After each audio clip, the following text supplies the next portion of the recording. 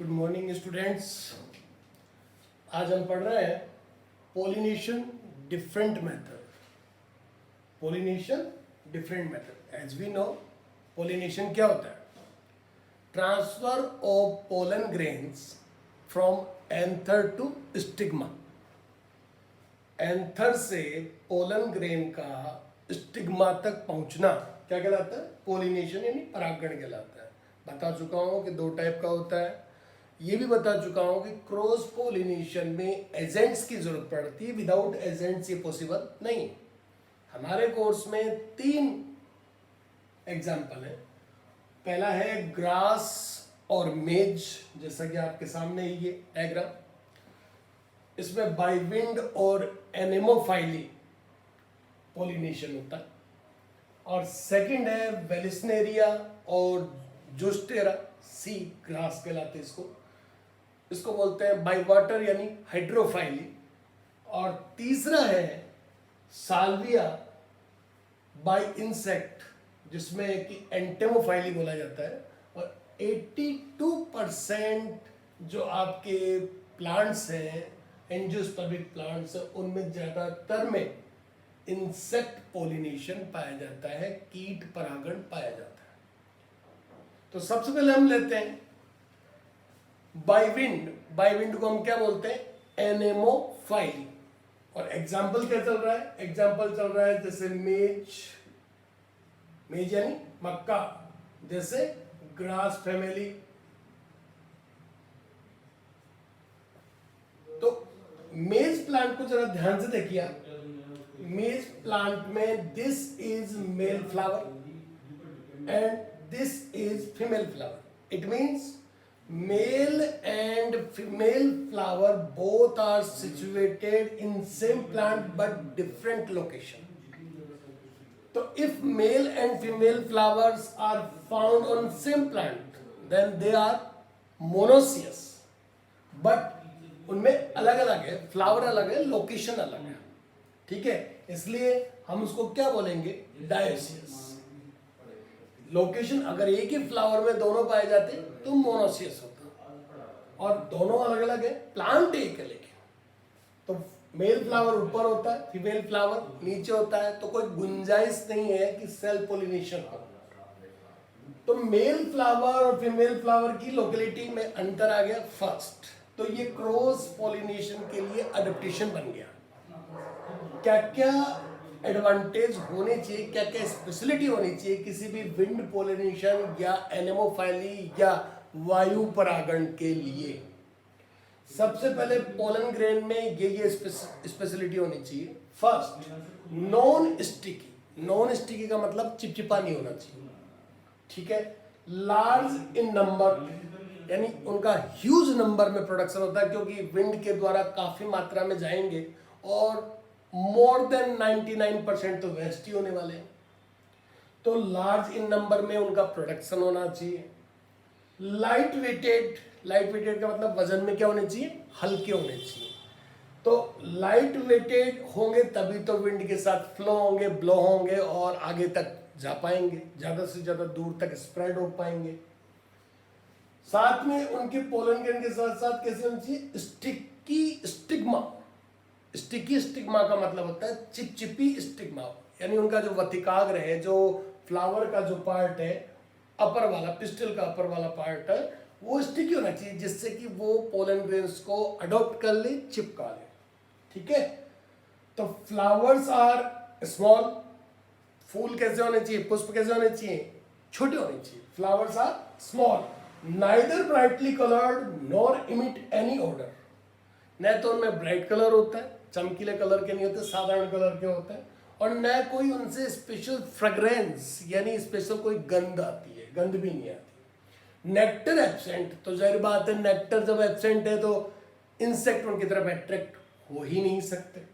और edible pollen absent, यानी खाने योग्य, जो मैंने कल बताया था कि पोलन ग्रेन्स का यूज फूड सप्लीमेंट के रूप में होता है, तो वो ऐसा मामला इनके साथ नहीं होता। तो विंड पोलिनेशन मेज और ग्रास फैमिली में कैसे हो रहा है देखिए। A large number of pollen grains produced by male flower, which are light-weighted, production in large number, flow with high deficiency with wind. Whenever they reach at female flower, these are the style. These are the style. These styles trapped pollen grain, blowing pollen grain trapped by styles. It means आगे का fertilisation का process हो जाएगा। दोबारा से समझिए आप क्या बोल रहा हूं। मेल फ्लावर के द्वारा लाइट वेटेड पोलन ग्रेन का लार्ज नंबर में प्रोडक्शन होता है। प्रोडक्शन होने के बाद उनको डिस्पर्स किया जाता है। डिस्पर्स का मतलब भेजा जाता है। विंड के साथ वो ब्लो होते हैं तेजी से, और जब वो गुजर रहे होते हैं फीमेल फ्लावर के पास से, तो ये जो आपको दिखाई दे रही है फाइब्रस स्टाइल, इसमें वो ट्रैप हो जाते हैं, और ट्रैप हो जाने की वजह से आगे का प्रोसेस नॉर्मल हो जाता है। तो आपने सीखा कि एनेमोफाइली, गुड एग्जांपल्स ग्रास फैमिली और मेज। मेज का हमारे पास यहाँ पे है। मेज में मैंने आपको बताया मेल फ्लावर और फीमेल फ्लावर की लोकेशन अलग है बट प्लांट सेम। ठीक है, मैंने आपको विंड पोलिनेशन में ये बताया कि क्या क्या उनके एडवांटेज होने चाहिए पोलन ग्रेन्स के, और क्या क्या फ्लावर के एडवांटेज होने चाहिए। दिमाग में बिठा के रखो, क्योंकि नीट में ये क्वेश्चन पूछे जाते हैं। उनका पोलन ग्रेन हमेशा नॉन स्टिकी होना चाहिए, उनके प्रोडक्शन लार्ज नंबर में होना चाहिए, वो हमेशा लाइट वेटेड होना चाहिए, उस फ्लावर का जो साइज है वो छोटा होना चाहिए, उनमें किसी प्रकार की ब्राइटनेस यानी कोई चमकीला कलर नहीं होता, न कोई फ्रेग्रेंस यानी कोई गंध आती है, उनमें नेक्टर नहीं होता, उनमें किसी भी प्रकार का एडिबल जो पोलन ग्रेन है वो नहीं पाया जाता, और नहीं पाया जाता इस वजह से उनमें विंड पोलिनेशन के अडेप्टेशन बनते हैं। याद कीजिए, इन gymnosperm plants pollination take place by wind pollination. A large number of male gamete produced by male flower, और वो वायु के द्वारा, विंड के द्वारा ब्लो करता हुआ और फीमेल फ्लावर तक पहुंचता है, आर्किगोनियम तक पहुंचता है। तो अगर आपसे ये क्वेश्चन भी पूछ लिया जाए कि जिम्नोस्पर्म प्लांट्स में पोलिनेशन किस प्रोसेस से होता है, तो पोलिनेशन प्रोसेस होता है विंड पोलिनेशन। विंड पोलिनेशन का अदर नेम क्या होगा? एनेमोफाइली। एनेमोफाइली, वायु परागण। समझ में आ गया? तो इस तरह से ये मेज प्लांट या ग्रास फैमिली में ये चीज है। चलिए साहब, अब हम लेते हैं बाई वाटर। बाई वाटर को बोलते हैं हम हाइड्रोफाइली। नाम क्या हो गया इसका? हाइड्रोफाइली।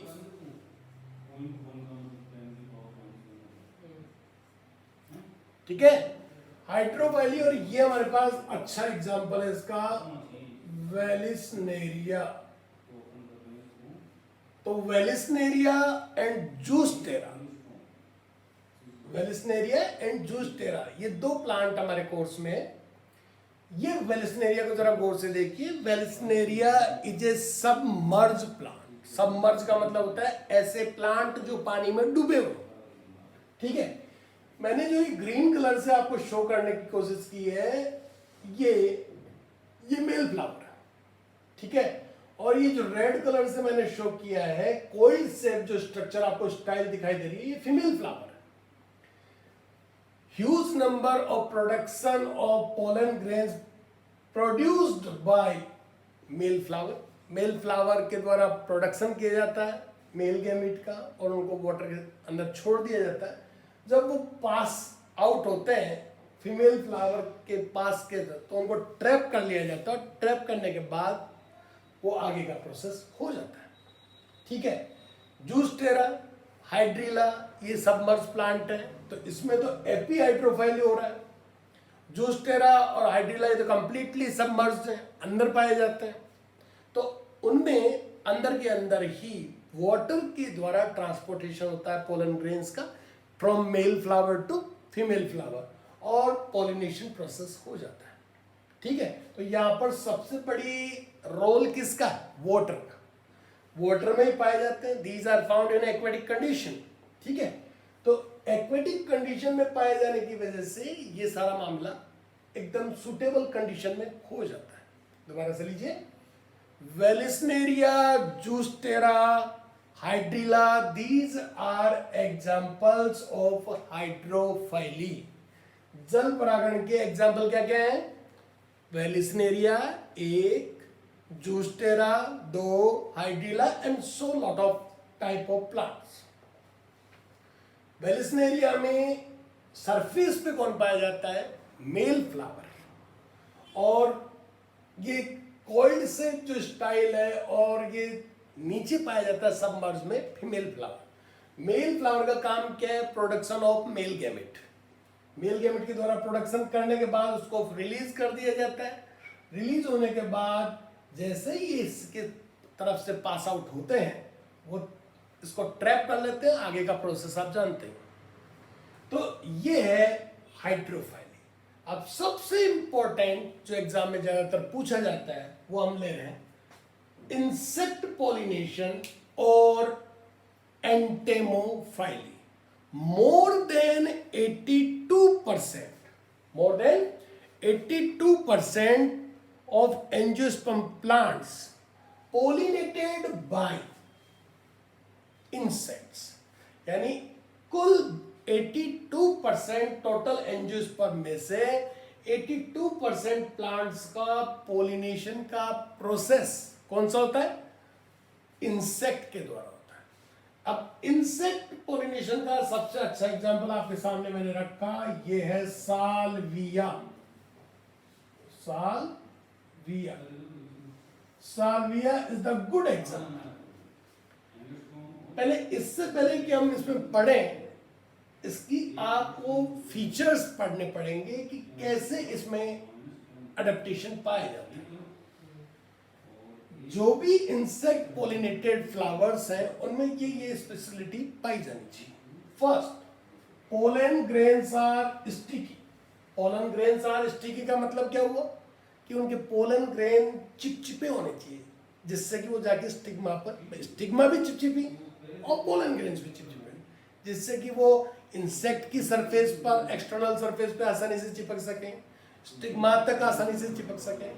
तो पोलन ग्रेन्स आर स्टिकी। इसीलिए मैंने आपको, याद करो, जब टेपिटम का वर्क बताया था तो क्या बताया था कि tapetum is also responsible for making pollen kit, and pollen kit is only formed in insect pollinated flowers।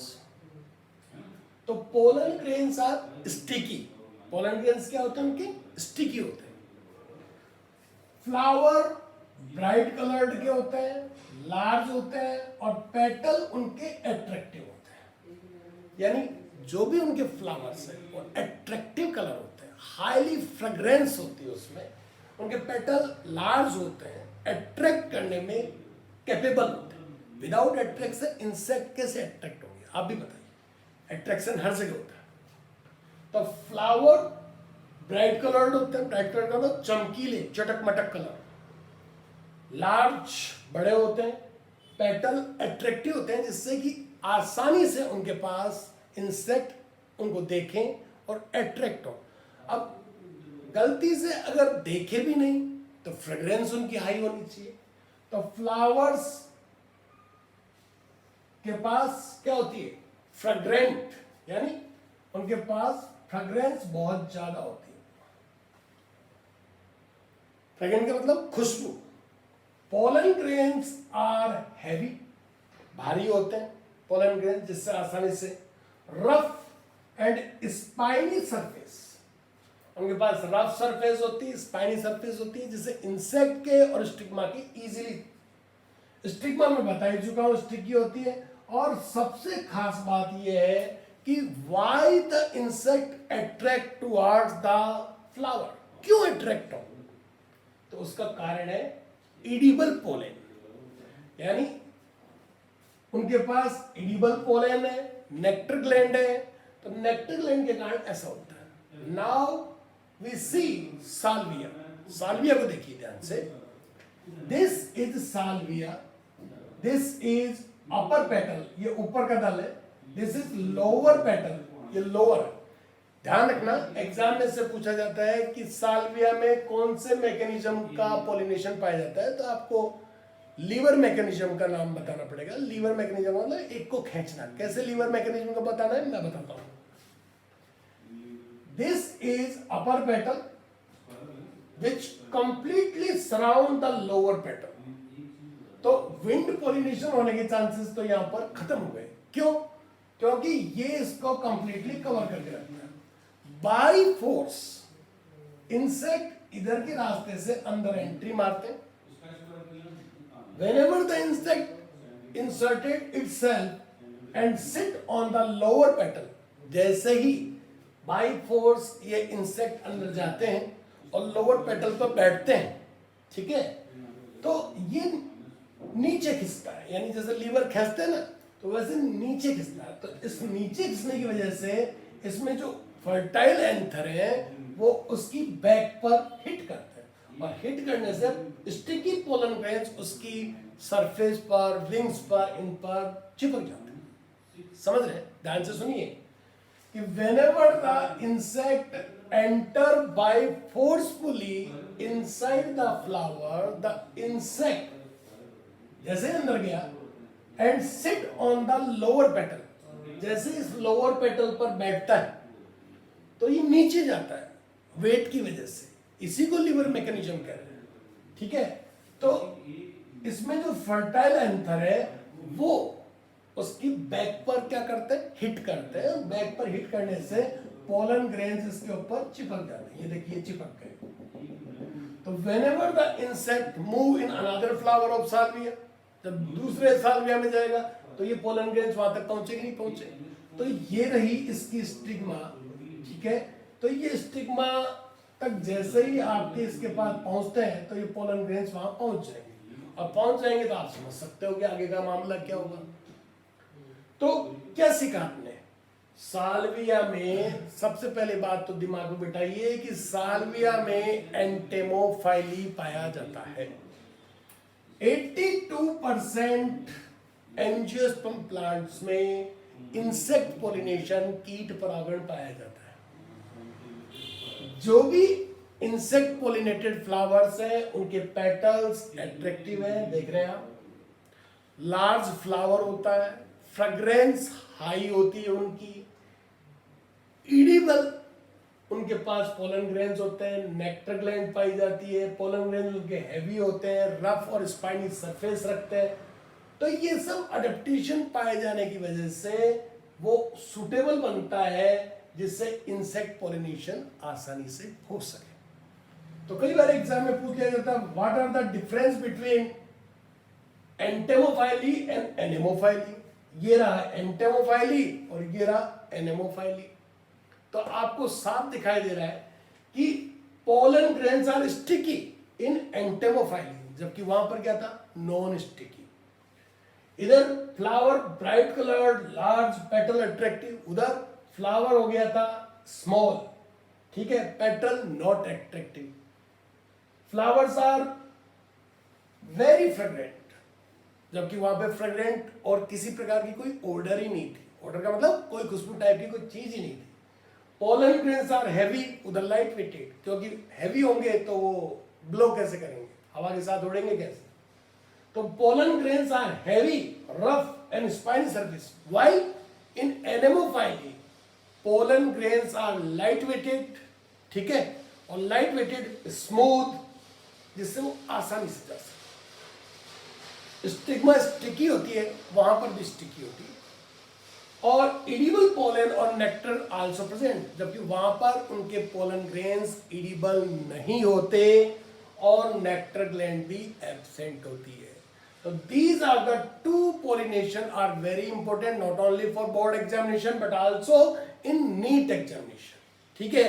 और थर्ड जो है ये जो वाटर हाइड्रोफाइली है, इसका एग्जांपल आपको याद करना है, वेलिस्नेरिया और जूस्टेरा, ठीक है। अब हम नेक्स्ट क्लास में हम बता रहे हैं कि ये कैसे डबल फर्टिलाइजेशन प्रोसेस हो रहा है।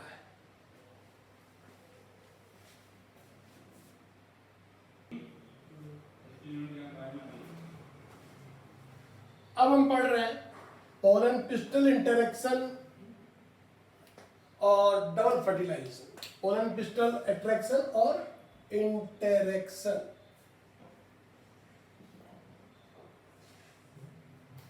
ठीक है, what is pollen pistil interaction?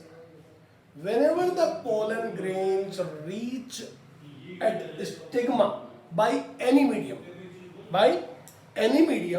then if they are belong from same species, then the stigma recognize them because it has capability to recognize them and allow for germination.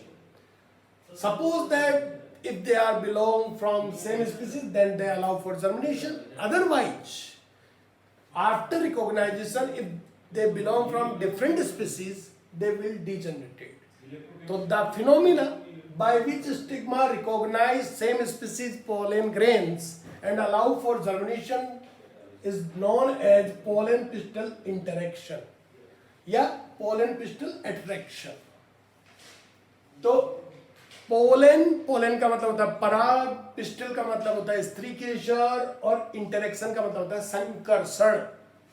Pollen pistil attraction और interaction का मतलब क्या हुआ कि pollen grain चाहे medium, चाहे self pollination हो चाहे क्रॉस पोलिनेशन हो, पोलन ग्रेन्स को एट लास्ट मोमेंट स्टिग्मा तक तो जाना ही होगा। तो मान लीजिए कि बाय एनी मीडियम मतलब हो सकता है बाय विंड पहुंचे, बाय इंसेक्ट पहुंचे, बाय वाटर पहुंचे, बाय एनी मीडियम पहुंचने के बाद इस स्टिग्मा में एक स्पेशल एबिलिटी होती है, स्पेशल क्षमता होती है क्या कि वो आए हुए पोलन ग्रेन्स को रिकॉग्नाइज करे। रिकॉग्नाइज करने के बाद अगर वो सेम स्पीसीज के, अपनी ही जाति के, तो उनको अलाउ करती है जर्मिनेशन के लिए, और अगर वो डिफरेंट स्पीसीज के, ठीक है, तो उनको अलाउ नहीं करती, उनको डीजनरेट कर देती है। तो ये क्षमता जिसमें वो आइडेंटिफाई करे और उनको या तो अलाउ करे या डीजनरेट करे, ये क्षमता क्या कहलाती है? Pollen pistil interaction. Pollen pistil interaction या पराग स्त्रीकेशर संकर्षण। ठीक है, तो ये क्रिया इस तरह से होती है। बोले इसका इंपॉर्टेंस क्या है? सपोज फर्स्ट पोलन ग्रेन है वो सेम स्पीसीज, ठीक है, सेम स्पीसीज, अब उसको अलाउ कर दिया, ठीक है। अगर मान लीजिए कोई दूसरा pollen grain, second pollen grain, वो डिफरेंट स्पीसीज का आ गया, अगर डिफरेंट स्पीसीज का यहां पर अलाउ कर दिया गया जर्मिनेशन के लिए, तो फिर प्रोसेस ही पूरा अलग हो जाएगा, हाइब्रिडाइजेशन ही अलग हो जाएगा। तो जो भी डिफरेंट स्पीसीज का है उनको क्या कर दिया जाता है? उनको डीजनरेट कर दिया जाता है, उनको अलाउ नहीं किया जाता। Only allow for same species. तो दोबारा सुन लीजिए, pollen pistil interaction, whenever the pollen grains reach at stigma by any medium, then the capacity of stigma by which it recognize, not only recognize but allow for germination or degeneration, the capacity is known as pollen pistil interaction। यानी वो stigma की वो capacity, वो क्षमता जिसकी वजह से वो पोलन ग्रेन्स को पहचान करे, आइडेंटिफाई करे, रिकॉग्नाइज करे, और या तो उनको जर्मिनेशन के लिए अलाउ करे या फिर उनको डीजनरेट कर दे। सेम स्पीसीज का होगा तो अलाउ करेगी और डिफरेंट स्पीसीज का होगा तो अलाउ नहीं करेगी। ये कैपेसिटी क्या कहलाती है? Pollen pistil interaction. समझ गए? अब पोलन पिस्टल इंटरेक्शन हो गया। सपोज करो कि जो पोलन ग्रेन्स आके पहुंचे हैं वो सेम स्पीसीज के हैं, और सेम स्पीसीज होने के बाद फर्टिलाइजेशन प्रोसेस कैसे होता है एंजियोस्पर्मिक प्लांट में, फर्टिलाइजेशन के बारे में डिफाइन कर चुका हूं कि fusion of male and female gametes are known as fertilization. Male और फीमेल के गैमेट के न्यूक्लियस का फ्यूजन होना क्या कहलाता है?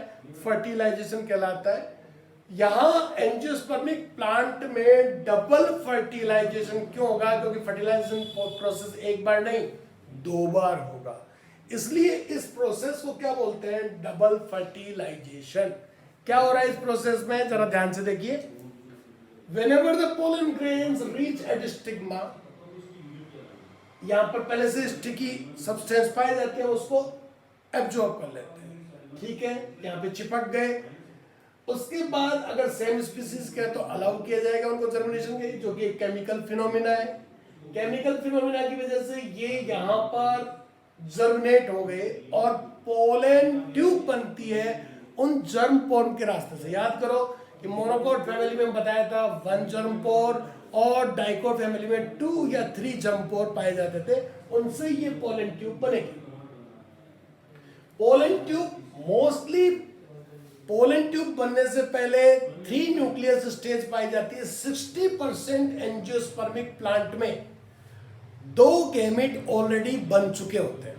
यानी मैंने बताया था कि पोलन ग्रेन में कितनी सेल होती है? 2। पोलन ग्रेन में एक सेल होती है 1 और 2। ये छोटी वाली सेल मैंने बताई थी जर्म सेल, और बड़ी वाली सेल बताई थी वेजिटेटिव सेल, ठीक है। तो इस जर्म सेल से 2 मेल गैमेट पहले से ही ऑलरेडी बन जाते हैं। तो 1 2 3 सेल स्टेज। ये 3 सेल स्टेज ज्यादातर एंजियोस्पर्मिक प्लांट में होती है। 40% प्लांट में ये जो गैमेट्स का फॉर्मेशन है वो आफ्टर पोलिनेशन होता है, ठीक है। मान लीजिए कि पोलन ग्रेन्स यहां पर आए, जर्मिनेट हुए, पोलन ट्यूब बनी। पोलन ट्यूब में 3 सेल स्टेज ऑलरेडी मौजूद थी, तो दोनों मेल गैमेट ये रहे और वेजिटेटिव न्यूक्लियस पोलन ट्यूब के रास्ते से स्टिग्मा, स्टाइल और इनसाइड द ओव्यूल एंटर करते हैं। ये vegetative nucleus at last moment में नरिश करते हुए मेल गैमेट्स को डीजनरेट हो जाता है। यानी इसका काम है केवल और केवल न्यूट्रिशन देना। तो न्यूट्रिशन इसको प्रोवाइड करते हुए before entrance of pollen tube inside the micropylar and ये क्या हो जाती है? डीजनरेट हो जाती है। तो दोनों मेल गैमेट को लेकर पोलन ट्यूब माइक्रोपाइल के रास्ते से अंदर एंट्री मारती है। यहां पर एक बात ध्यान देने की है कि पोलन ट्यूब किस रास्ते से ओव्यूल के अंदर जाती है, उसके आधार पर उसके अलग अलग नाम है। सपोज करो पोलन ट्यूब अगर माइक्रोपाइलर एंड से जाए तो उसको बोलते हैं पोरोगेमी। क्या बोलते हैं? यहां से नाम हो गया तो उसका नाम हो गया पोरोगेमी। अगर ये बीच वाले रास्ते से जाती तो उसका नाम होता मीजोगेमी, और अगर ऊपर वाले रास्ते से जाएगा, ठीक है, तो इसका नाम होगा चेलेजोगेमी। यहां से चेलेजोगेमी, यहां से मीजोगेमी और यहां से पोरोगेमी। दोबारा क्लियर कीजिए इस चीज को कि when the pollen tube enter inside the ovule, at which site it enter, there are 3 types of events. First, porogamy. Porogamy in which the pollen tube entered through the micropilar end. Second, mesogamy. Pollen tube entered through the integumental path. And third, chalazal, यानी उसको बोलते क्या? ऊपर वाला mesogamy, चेलेजोगेमी। तो ये ऊपर वाला जो है वो चेलेजा की तरफ से रास्ता आता है। 90% से भी ज्यादा प्लांट्स में पोरोगेमी पाया जाता है, इसलिए हम पोरोगेमी पढ़ रहे हैं, ठीक है। तो सपोज करो पोलन ट्यूब एंट्री मार रही है थ्रू द माइक्रोपाइलर एंड, और ये कहलाती है पोरोगेमी। पोरोगेमी में जैसे ही पोलन ट्यूब अंदर एंटर करती है, आपको कल भी बताया था मैंने कि दो सिनर्जिड सेल पाई जाती हैं और ये दोनों सिनर्जिड सेल के पास फिलीफॉर्म एपरेटस पाए जाते हैं। Filiform apparatus are responsible to guide the pollen tube which is the right path. तो वो उसको गाइड करते हैं कि आपको किधर जाना है, ठीक है। सिनर्जिड सेल का काम गाइडेंस का है, बस इतना बताने के बाद वो डीजनरेट हो जाती है और इसका first male gamete egg cell के साथ फ्यूज होकर और पहला फर्टिलाइजेशन प्रोसेस करता है। इस प्रोसेस को क्या बोलते हैं? सिनगेमी। क्या बोल रहे हैं इसको? सिनगेमी। अगर आपसे पूछा what is syngamy? First male gamete fuses with egg cell and the process known as syngamy. ठीक, अब बचा इसके पास एक और male gamete. Second male gamete fuses with PEN और सेकेंडरी न्यूक्लियस। PEN का मतलब प्राइमरी एंडोस्पर्म न्यूक्लियस और इसी का दूसरा नाम है सेकेंडरी न्यूक्लियस। तो सेकेंड मेल गैमेट इसके साथ फ्यूज होता है और इस कंप्लीट प्रोसेस को क्या बोलते हैं? Triple fusion. ट्रिपल फ्यूजन और सिनगेमी को कंबाइंडली क्या बोला जाता है? Double fertilization. क्या बोलते हैं? Double fertilization. दोबारा से ले लीजिए। When the pollen tube enter inside the ovule, it will move towards the micropylar end, the process known as porogamy. Synergid cell with the help of filiform apparatus guide the pollen tube which one is the right path. After that process, these cells are degenerated. First male gamete fuses with egg cell and the process known as syngamy. Second male gamete fuses with secondary nucleus or PEN and the process known as triple fusion, and both processes are known as double fertilization. इसको बोलते हैं दोहरा निषेचन। कि पहला egg cell के साथ यानी पहला अंडकोशिका और प्रथम नर युग्मक के बीच में हुआ, उसको क्या बोलेंगे? संयुग्मन। दूसरे को बोलेंगे PEN यानी सेकेंडरी न्यूक्लियस यानी द्वितीय केंद्रक और द्वितीयक आपका गैमेट जो है वो फ्यूज हुआ, उसको बोलेंगे त्रिसंलयन। त्रिसंलयन और द्विसंलयन दोनों मिलाकर के बोलेंगे दोहरा निषेचन। तो इस फर्टिलाइजेशन प्रोसेस के बाद इस ओवेरी में, इस एंजियोस्पर्म प्लांट में बहुत सारे चेंजेस होते हैं जो मैं आपको फर्स्ट लेसन में बता चुका हूं। सुनिए दोबारा ध्यान से। Ovary converts into fruit. Ovary जो फर्टिलाइजेशन से पहले होती है वो फर्टिलाइजेशन के बाद क्या बना लेती है? फ्रूट बना लेती है। Ovule convert into seed. Ovule क्या बना लेता है? Seed. Third, integuments convert into testa and tegmen, seed coat बोलते हैं उनको, ठीक है। अगली बात है, बोले साहब सेकेंडरी न्यूक्लियस क्या करता है? एंडोस्पर्म बनाता है। हमारा कल का पॉइंट यही होगा। Secondary nucleus converted into endosperm, egg cell converted into embryo, and remaining cells just like synergid, antipodal, chalazel, nucleus, these cells are mostly degenerated. तो ये आपने समझा कि डबल फर्टिलाइजेशन प्रोसेस कैसे होता है। उम्मीद है आपको समझ में आ रहा होगा। कोई भी चीज समझ में नहीं आने पर कमेंट बॉक्स में जाइए, कमेंट में लिख करके भेजिए और लाइक जरूर करते रहिए। वीडियो को लाइक कीजिए, सब्सक्राइब कीजिए, शेयर कीजिए, जिससे कि ज्यादा से ज्यादा बनाने का मोटिवेशन मुझे भी हो। ठीक है।